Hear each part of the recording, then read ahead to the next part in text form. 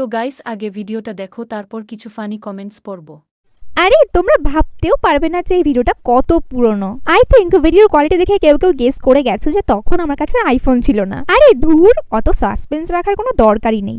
So এটা হচ্ছে দুর্গা পুজো মানে 2023-এর দুর্গা পুজোর অষ্টমী দিনের গেট রেডি উইথ মি। আমার সত্যি খেয়ালই ছিল না যে আমার অ্যান্ড্রয়েডে কয়েকটা গেট রেডি রয়ে গেছে। মানে যবে থেকে আমি আইফোন কিনেছি অ্যান্ড্রয়েডের ভিডিওর কথা আমি ভুলে গেছি, বিশ্বাস করো। সো সেই দিন আমি একটা দারুণ পিঙ্ক কালারের শাড়ি পরেছিলাম, যেটা আমার মামি আমায় দিয়েছিল।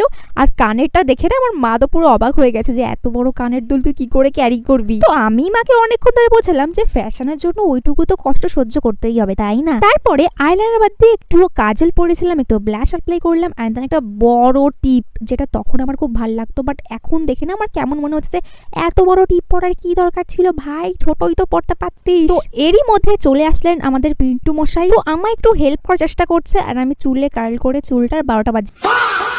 তোমার ওটা বেস্ট ফ্রেন্ড বলে তোমাকে চুরি পরিয়ে দিচ্ছে।